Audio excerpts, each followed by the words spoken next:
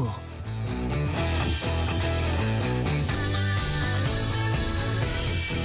여러분 안녕하십니까? 정관용입니다. 건조한 날씨 속에 전국에서 크고 작은 산불이 이어지고 있습니다. 경남 산청, 경북 의성, 울산 울주 등에서 발생한 이 동시다발 산불로 인명피해가 발생하고 재산 피해도 잇따르고 있는데요. 경남 김해에서는 야산 인근에 문중 묘지 관리를 하던 60대가 가지고 있던 과자 봉지를 태우는 과정에서 산불이 번지면서 산불 2단계가 발령되기도 했네요. 건조한 날씨 속에 작은 불씨가 큰 피해로 이어질 수 있는 만큼 각별한 주의 당부드립니다.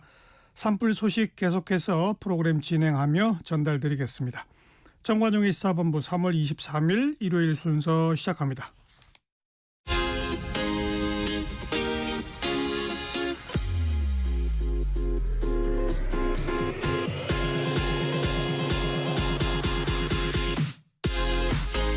대한민국 시사의 중심 토요일 일요일 낮 12시 10분 KBS 1라디오 정관용의 시사본부.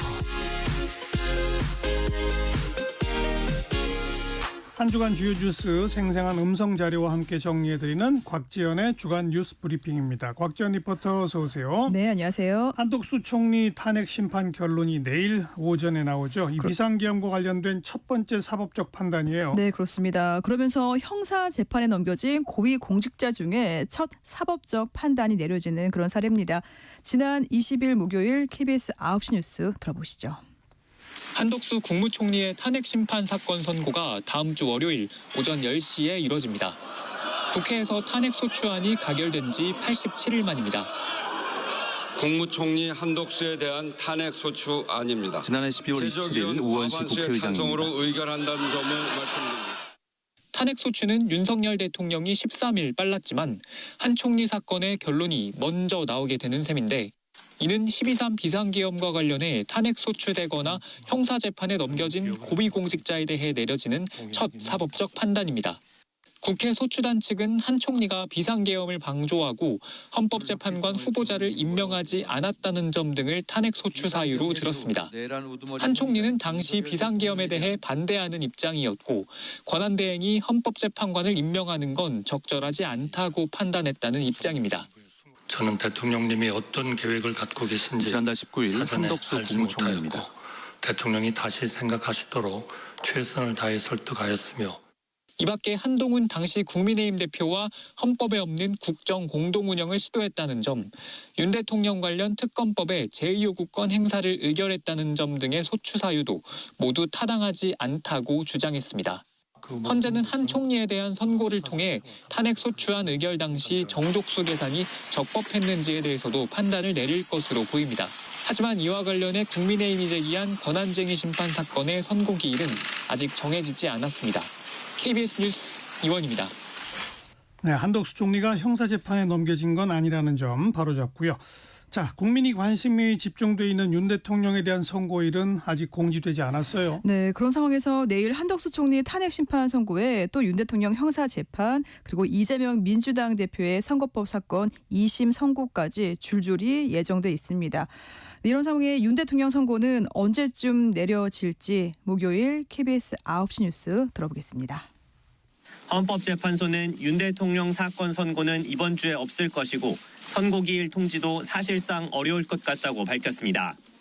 선고기일 2, 3일 전 관련 공지가 이뤄지고 한덕수 국무총리 사건의 선고기일이 다음 주 월요일인 점을 감안하면 다음 주 중후반 정도에 선고가 가능하다는 전망이 나옵니다. 오는 26일로 예정된 이재명 대표의 공직선거법 항소심 선고 이후가 될 가능성도 있습니다. 윤석열 대통령 탄핵 소추 사유보다는 전학선 한국외대대학원 교수입니다. 탄핵 소추 사유가 더 있잖아요. 좀 더 판단하기가 쉬우니까 아마 그러니까 한덕수 국무총리에 대한 탄핵 소추 심판을 먼저 결정하는 것이 아닌가. 선고기일이 잡히지 않는 데 대해 다양한 해석이 분분한 상황. 일각에서는 검찰 조서의 증거 능력 등 절차적 쟁점에 대해 헌법재판관들 사이에 의견 조율이 안 되고 있는 것이라면 결론 도출이 더 늦어질 수 있다고 지적합니다. 대통령 탄핵건이 아직 평결이 이헌환 아주대 국정대학원 교수입니다. 재판관들의 의견이 모이지 못하다라는 그런 얘기니까. 다만 헌재 내부에선 사회적 갈등을 고려할 때 늦지 않게 결론을 내리는 것이 필요하다는 기류도 있는 것으로 알려졌습니다. 때문에 늦어도 문형배 이미선 재판관이 퇴임하는 다음 달 중순 전에는 결론이 나올 가능성이 높습니다. KBS 뉴스 김태훈입니다. 한 총리에 대한 선고를 먼저 하겠다는 헌법재판소 결정에 대해서 더불어민주당은 유감을 표했어요. 네, 국회가 지난해 12월 14일 윤 대통령 탄핵 소추를 의결했고 또 이어 같은 달 27일 한덕수 총리를 탄핵 심판에 넘겼는데요. 그러니까 원칙을 어기고 늦게 시작한 총리 사건을 먼저 선고한다고 민주당은 비판했습니다. 지난 20일 목요일 KBS 9시 뉴스 들어보시죠. 한 총리 선고일 발표에 민주당의 반응은 당혹감과 유감이었습니다. 신속한 윤 대통령 탄핵 심판을 거듭 촉구했는데 선입 선출 원칙을 어기고 늦게 시작된 한 총리 탄핵 심판이 먼저 나올 수 있냐는 겁니다. 이러니 헌재가 원칙을 지키지 못하고 조승래 정치적 더불어민주당 주장에 수석 흔들리고 있다는 대변인입니다. 국민적 의구심이 커지고 있는 것 아니겠습니까? 조국 혁신당도 윤 대통령부터 선고하는 게 당연하다고 비판했습니다. 민주당은 매일 순번을 정해 윤 대통령 파면을 촉구하는 기자회견을 헌재 앞에서 하기로 했습니다. 고심하던 최상목 권한대행 탄핵 추진도 공식화했습니다. 심야 의원총회까지 열어 의견을 수렴한 뒤 역풍 우려에도 불구하고 지도부가 내린 결정입니다. 헌법 유예 사항을 더 이상 묵과하지 않고 탄핵 절차를 더불어민주당 원내대표입니다. 네, 결정을 했습니다. 구체적인 절차와 시기에 대해서는 조금 더 협의를 해 나가는 것으로. 다만 탄핵안 발의까지는 좀 더 시간이 걸릴 전망입니다. 사안의 심각성엔 공감하지만 국회의장이 탄핵안 상정에 현재로선 부정적인 입장인 것도 변수입니다. 민주당은 또 공수처에 최대행을 추가 고발하겠다며 압박 수위를 끌어올렸습니다. 최대행 탄핵 추진으로 지도부는 방향을 정했지만 한 총리 탄핵 선고가 다음 주 월요일로 다가온 상황에서 얼마나 효과가 있을지 고민이 커질 것으로 보입니다. KBS 뉴스 원동입니다. 반면 국민의힘은 한 총리 선고일이 잡힌 걸 환영했고요. 네, 국민의힘은 헌재 선고가 예고되자 늦었지만 다행이라면서 환영 입장을 밝혔습니다. 최상목 권한대행을 탄핵하려는 또 민주당도 비난했습니다. 목요일 KBS 9시 뉴스입니다. 한덕수 총리에 대한 조속한 탄핵 심판 선고를 요구해온 국민의힘. 헌재 선고가 예고되자 늦었지만 다행이라며 환영 입장을 밝혔습니다. 당연히 기각될 거라며 야당의 탄핵 공세에 제동을 거는 계기가 될 것으로 기대했습니다. 한덕수 총리에 대해서 결정이 되는 권영세 국민의힘 대행에 대해서 비상대책위원장 탄핵하는 거가 좀 무의미하지 않겠어요? 민주당의 최상목 대행 탄핵소추 추진을 맹비난했습니다. 국정을 상대로 인질극을 벌이고 있다며 국정의 불확실성을 키우는 가장 큰 요인이라고 했습니다.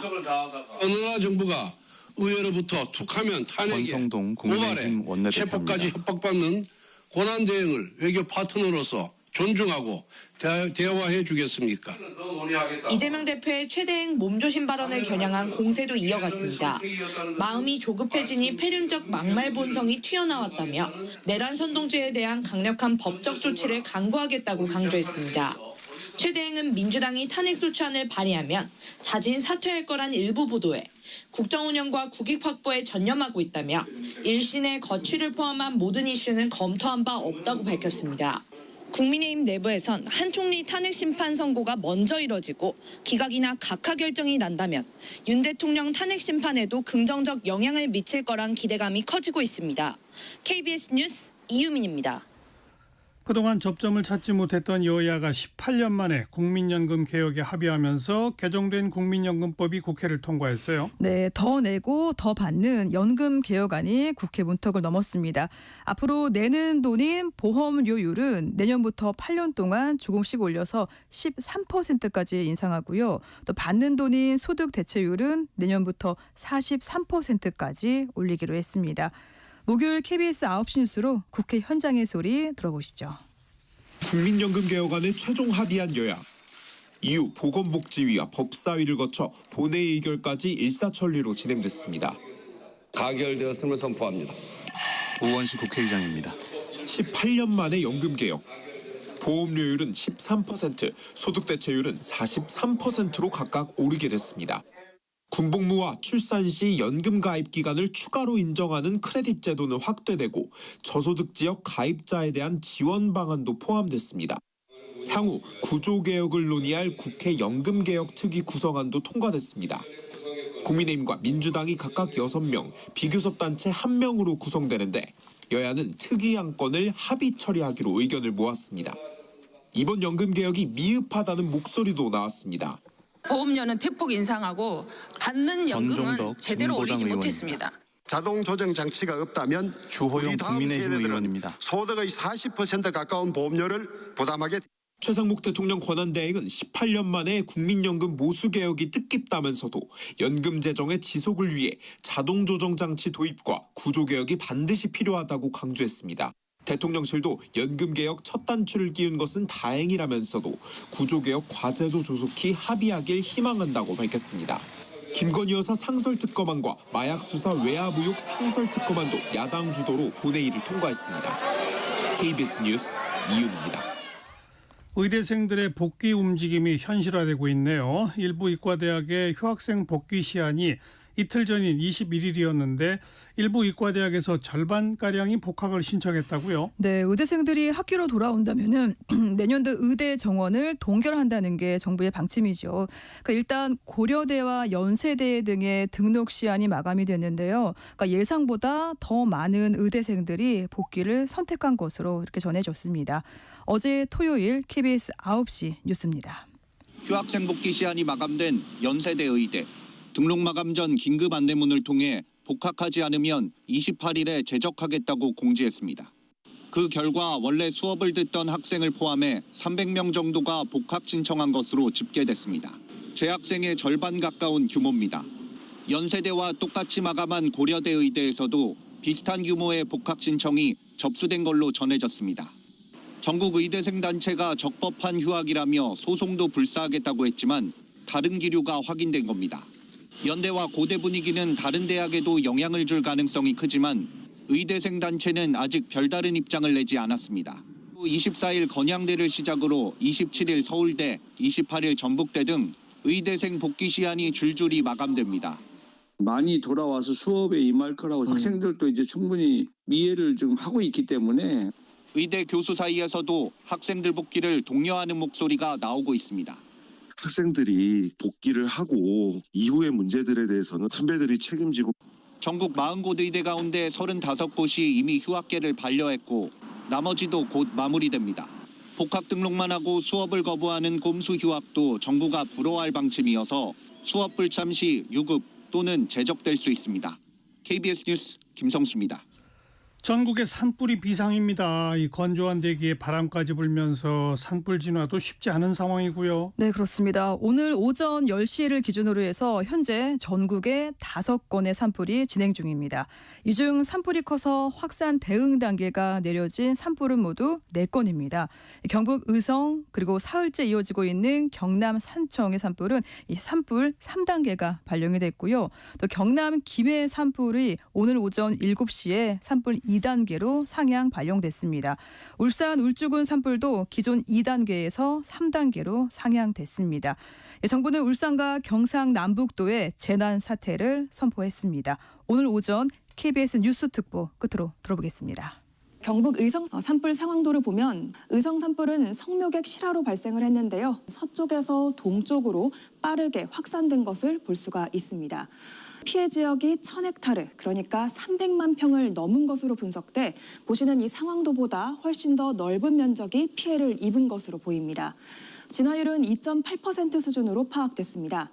현재 산불로 인한 불길은 보이지 않지만 산불로 이렇게 연기가 자욱하게 낀 것을 볼 수가 있습니다.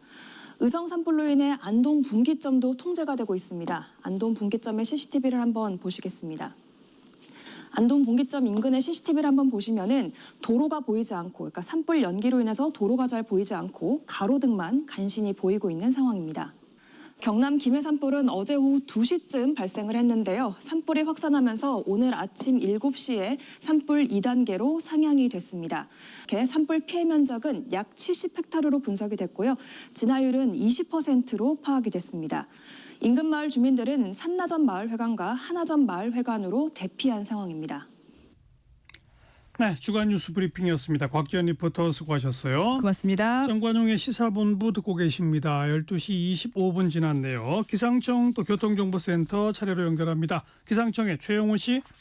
네, 날씨 정보입니다. 오늘 낮 최고 기온, 올 최고 기온이 예상되는데요. 전국이 14도에서 26도까지 오르면서 25도를 넘는 일부 남부 지방은 다소 더운 느낌까지 들겠습니다. 오늘 대구가 26도의 기온이 예상되고 대전도 25도까지 오르겠습니다. 서울과 세종, 광주, 제주 23도 등으로 전국적으로 25도 안팎까지 기온이 오르면서 일교차는 15도 이상 벌어지는 곳이 오늘과 내일 많겠습니다. 환절기 건강 관리에도 주의를 해주셔야 되겠고요. 지금 높은 기온 속에 대기질도 좋지 않아서 현재 초미세먼지 농도가 강원과 대구 지역을 빼면 전국이 나쁨 상태. 미세먼지 농도는 서울 등 서쪽으로 좋지 않은데요. 서쪽은 국외 미세먼지가 들어오면서 대부분 오늘 농도가 높겠고 오후 들어 동쪽 지역은 그나마 대기 확산이 나아져서 대기질이 회복되겠습니다. 내일도 대부분 지역의 대기질이 좋지 않겠습니다. 평년을 크게 웃도는 기온 속에 고온 현상도 이어지고 있고요. 지금 동쪽에 매우 건조한 대기가 지속돼 산불 소식이 계속되고 있습니다. 전국적으로 다수의 산불이 발생한 상황인데요. 건조특보가 발효된 동해안과 경상권 내륙, 충북 영동과 제주는 특히나 대기가 매우 건조한 지역입니다. 각별히 불씨 관리 잘 해주셔야 되겠습니다.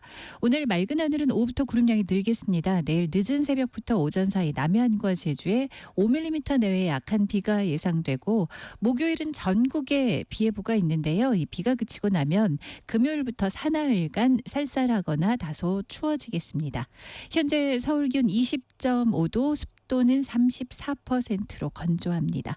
날씨 정보 전해드렸습니다. 계속해서 이 시각 교통 상황 KBS 교통정보센터에서 정현정 씨가 알려드립니다. 네, 먼저 대형 산불로 인해서 운행이 통제됐던 철도와 고속도로 통행이 속속 재개되고 있습니다.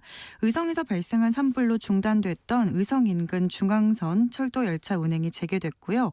또 현재 산불로 중단된 중앙고속도로 안동에서 경주 간 열차 운행도 현재 정상 운행되고 있습니다.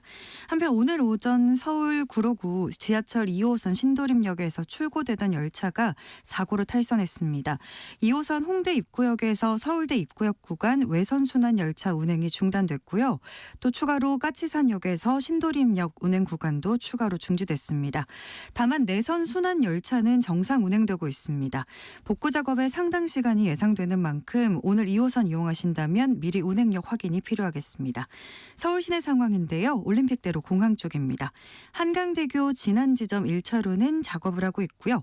경부고속도로 서울 쪽으로 양재에서 반포까지 천천히 갑니다. 영동고속도로 강릉 쪽으로는 동구포에서 부곡까지 막히고요. 반대 인천 쪽으로 광교터널에서 북서원까지 천천히 갑니다. KBS 교통정보센터였습니다.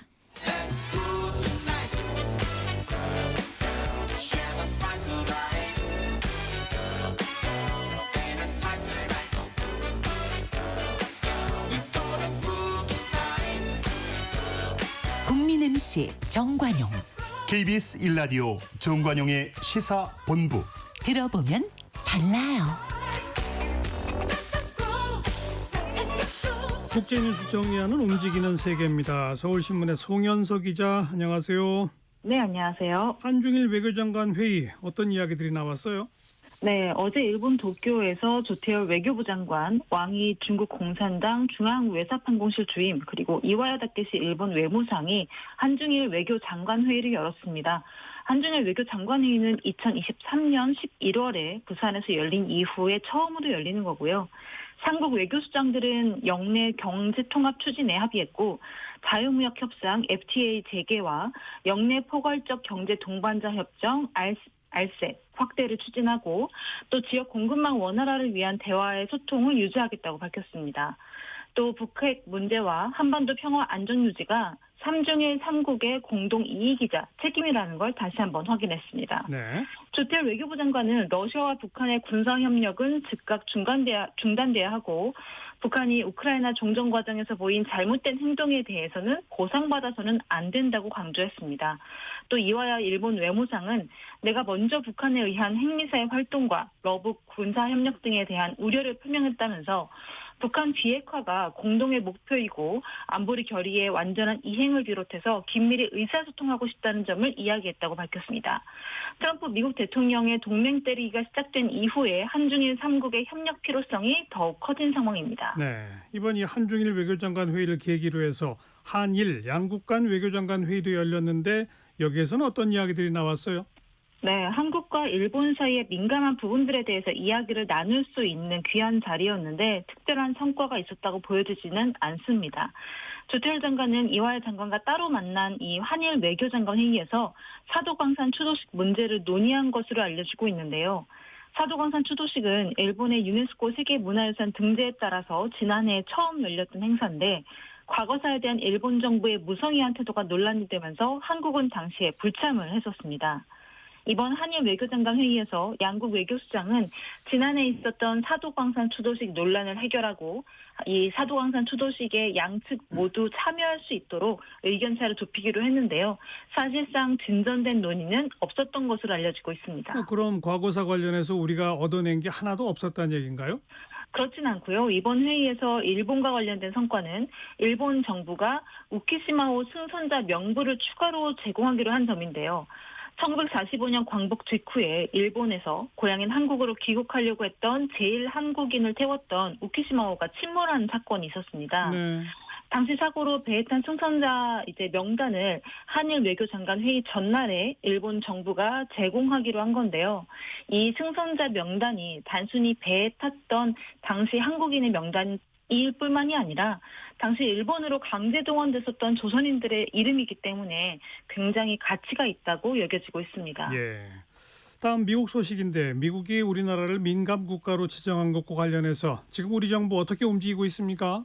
네, 안덕근 산업통상자원부 장관이 그 문제를 해결하기 위해서 21일에 한미 양국 실무 협의를 시작했습니다.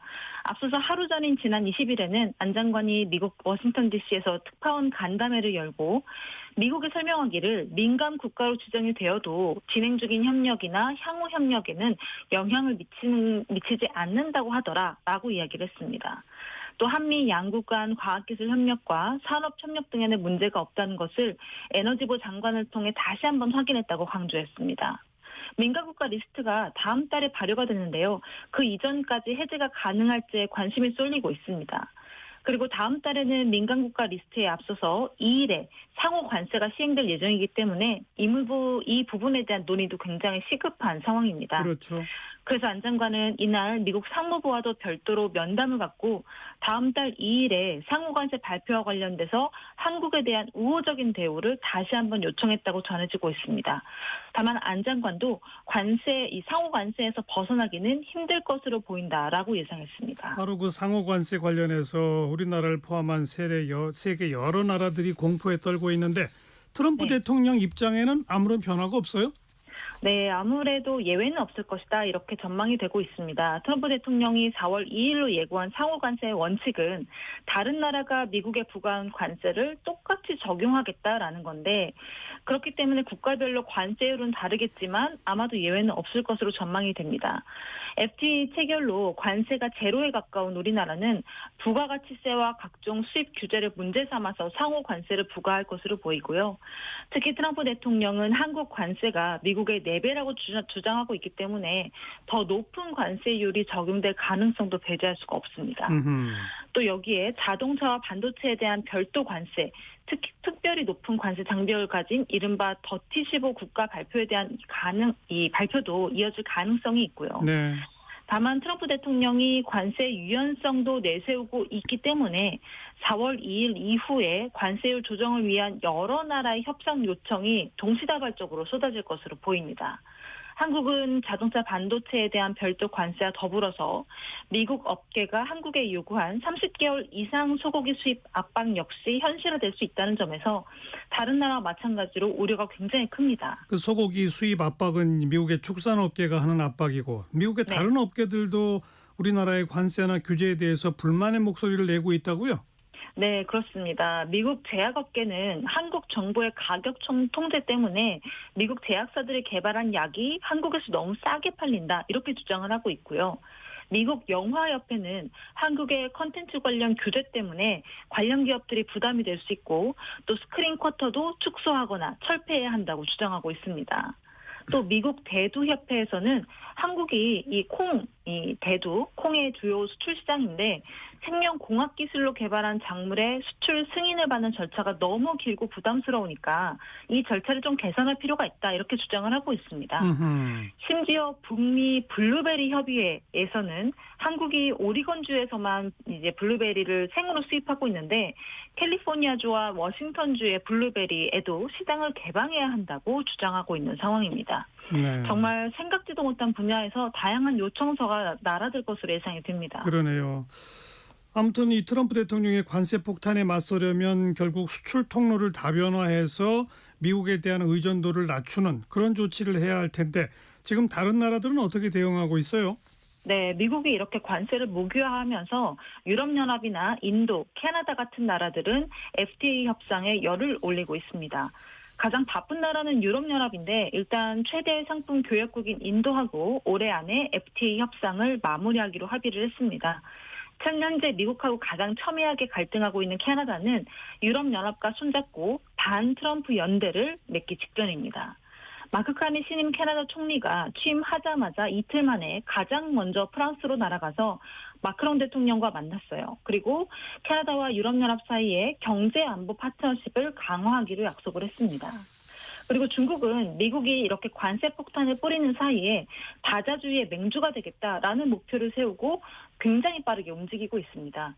사우디아라비아의 아람코 그리고 미국 퀄컴 같은 이 글로벌 기업 경영진이 이번 달 안에 중국을 찾아서 시진핑 중국 국가주석과 직접 면담할 것으로 알려지고 있습니다. 네. 이 트럼프 대통령의 관세 정책에 대해서 미국 사람들의 생각은 어때요? 미국에서도 굉장히 우려스럽다는 여론이 확대되고 있습니다. 미국 여론조사 기관인 해리스폴이 성인 약 2,140명을 상대로 이달 8일부터 5일 동안 여론조사를 해봤는데요. 응답자의 72%가 관세에 대해서 우려한다고 답했습니다. 네. 해리스폴의 1월 중순 여론조사에서는 관세를 우려한다는 응답이 61%였거든요. 그러니까 트럼프 행정부 출범 이후에 관세에 대한 우려하는 여론이 약 9%포인트 증가한 겁니다. 그리고 응답자의 66%가 트럼프 행정부의 관세 정책 이후에 미국 경제가 다시 회복이 되기까지는 수년이 걸릴 것이다 라고 답했고요. 또 어느 당을 지지하느냐와 관계없이 민주당원의 91%, 공화당원의 82%가 경제와 인플레이션에 대해서 우려하고 있다고 답했습니다. 네, 국민들도 반대하는 걸 왜 이렇게 강행하는지 모르겠네요. 네. 다음 중동 소식, 이스라엘이 가자 지구를 다시 공격하기 시작했죠? 네, 이스라엘군이 팔레스타인 가자 지구를 재공습하기 시작한 건 지난 18일이었습니다. 그리고 사나흘 동안 무려 600명이 넘게 사망했고요. 하루에 100명이 넘게 죽어간 날들도 있었습니다. 이스라엘과 팔레스타인 무장정파 하마스의 휴전은 2개월 만에 끝이 났는데요. 이스라엘은 하마스에게 남은 인질을 석방하도록 압력을 가하기 위해서 지상작전을 재개했다라는 해석이 나옵니다.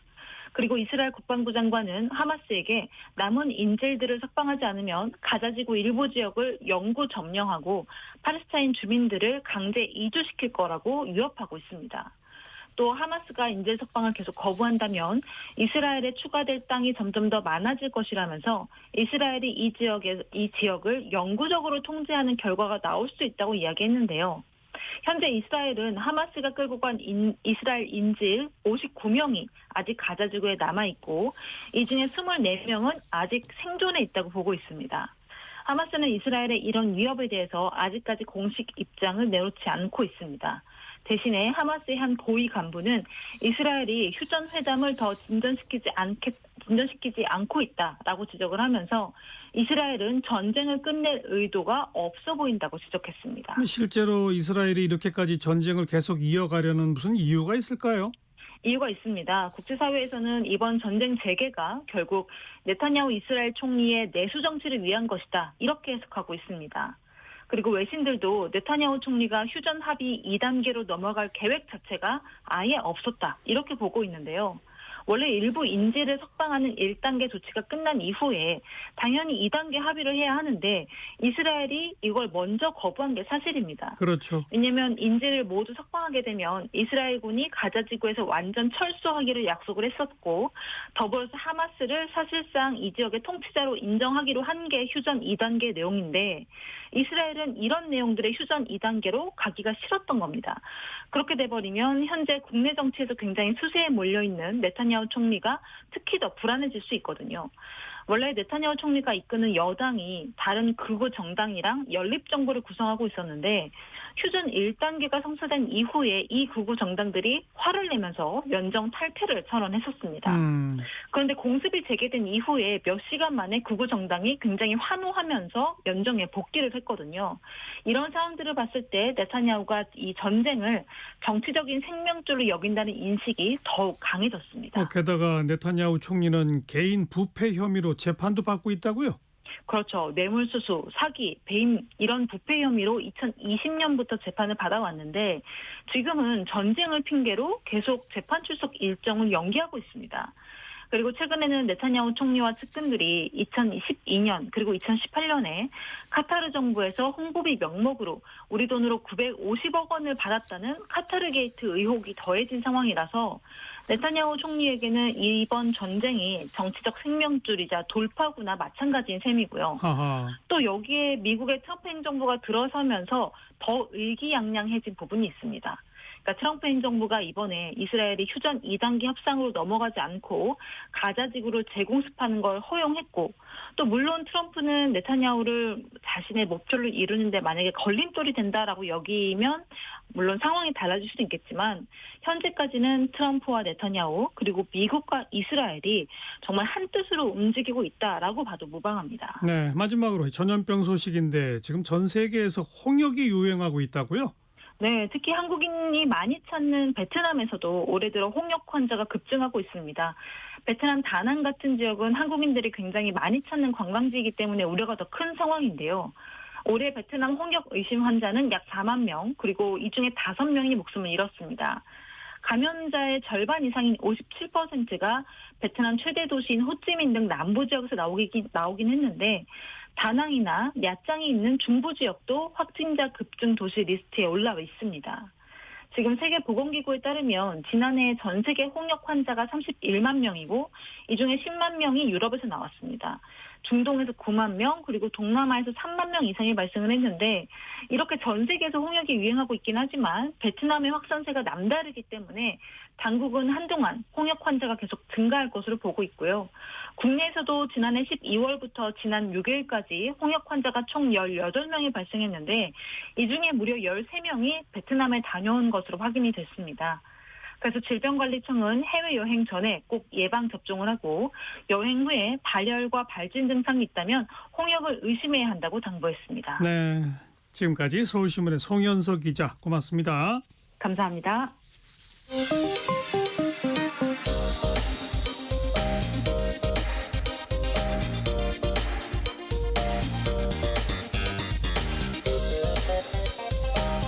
팩트체크 진짜 뉴스 정관용의 시사본부 KBS 1라디오 들어보면 압니다. 전국적으로 산불이 발생하고 있습니다. 이 중에서도 특히 경남 산청군에서 시작된 대규모 산불로 인한 심각한 피해가 발생했습니다. 3월 21일 발생한 산불은 3월 23일 현재까지도 진화 중이며 축구장 4,600개에 달하는 면적의 산림이 소실되었습니다. 이 사고로 4명이 사망하고 6명이 부상을 입었으며 주택 10여 동의 피해가 발생했습니다. 정부는 산청군을 특별재난지역으로 선포하고 피해 복구와 지원을 위해 총력을 기울이고 있습니다. 산불 진화에는 다수의 헬기와 소방대원, 군인 등이 투입되었으나 강풍과 건조한 날씨로 진화에 어려움을 겪고 있습니다. 자, 이제 남북예창 시간입니다. 통일연구원의 조한범 석좌연구위원, 안녕하세요. 안녕하세요. 한미 연합 연습이 끝나자마자 북한이 또 미사일 도발에 나섰네요. 북한의 김정은 위원장이 참석한 가운데 새로운 지대공 미사일 시험 발사에 성공했다고 주장했는데 새로운 이 미사일 어떤 건가요? 이제 최신형 지대공 미사일입니다. 예. 그러니까 이제 이게 유엔의 그 결의 위반은 아닙니다. 탄도 미사일은 아니기 때문에요. 예. 순항 미사일과 탄도 미사일은 범위가 아니고, 그런데 이제 별지라고 그래서 과거에도 신형 이 지대공 미사일, 북한은 이제 방공망이 아주 취약하거든요. 네. 그런 시험 발사를 한 적이 있었는데 이번에는 최신형이다. 그리고 이제 본격 생산을 위한 검열이라 이런 표현을 했거든요. 그러면 새로운 기술이 적용이 된 지대공 미사일을 대량 생산한다라는 얘기고. 네. 근데 지대공 미사일은 사실은 소수의 국가만 생산할 정도로 이 첨단 기술이 들어가고 정밀도가 아주 중요합니다. 그렇기 때문에 살짝 드는 의심이 이제 러시아의 기술 지원, 그러니까 러시아는 S-300, S-400 같은 첨단 방공망을 생산하고 있거든요. 예. 그러니까 그런 부분이 좀 우려가 되는 상황입니다. 네. 그런데 바로 그렇게 러시아의 기술을 이전받았는지 우려가 되는, 그렇게 해서 생산된 미사일을 러시아에 수출할 거다, 이런 얘기가 나오네요. 일단은 이제 소위 이제 가성비가 북한은 좋거든요. 그러니까는 이제 생산 비용은 훨씬 작은데 지금 러시아가 필요로 하는 거는 사실은 이런 첨단 무기보다는 이 탄약이라든지 그러니까 소모성 군수품들이거든요. 예. 그러니까 사실 지대공 미사일은 북한이 더 필요한 거지. 북한 방공망이 워낙 구형이니까요. 아마 기억하시겠습니다마는 우리 쪽에서 무인기를 북한에 보냈다. 예. 그래서 평양에 김정은 위원장 집무실 창고까지 뚫었다. 그것도 본인들이 자인한 적이 있거든요. 맞아요. 그 정도로 사실은 평양의 방공망이 본인들은 뭐 조밀하다고 그러지만 그건 뭐 구시대적 개념이기 때문에 지금 러시아가 아무리 급해도 북한의 지대공 미사일을 그 수입이 시급할 정도 상황은 아니다. 오히려 첨단 방공망은 북한이 더 급하거든요. 그러니까 러시아 무기 수요가 있으니까 일부 그런 얘기가 나오는 것 같은데 뭐 저는 거기는 동의하지는 않습니다. 네. 이번에 특별히 김정은 위원장이 직접 그 자기 모습을 이 현장에서 공개한 무슨 의도가 있을까요? 있죠. 왜냐하면 지금 한미 연합훈련이 끝났지만 이 강도가 높은 북한의 예년에 비해서 높은 반발은 아니었고요. 그러니까 올해 김정은 위원장으로서는 이 김정은 정권이 노동당 그 80주년이거든요. 지금 우리가. 그러니까 뭔가 보여줘야 되는데 사실은 뭐 지방발전 정책도 있고 여러 가지 뭐 유민이천, 뭐 인민대중 제일주의를 얘기하고 있지만 그쪽 부분의 성과는 좀 미미하거든요. 그러니까 한미연합훈련에 대한 존재감도 있고 또 이제 국방 부문의 성과, 과시 이런 좀 성격이 있다고 봐야죠. 네. 근데 우리 군은 이번에 이 지대공 미사일 발사 시험 발사 과정에서 포착된 순항 미사일에 더 집중하고 있다, 이렇게 밝혔어요. 그건 어떤 의미입니까?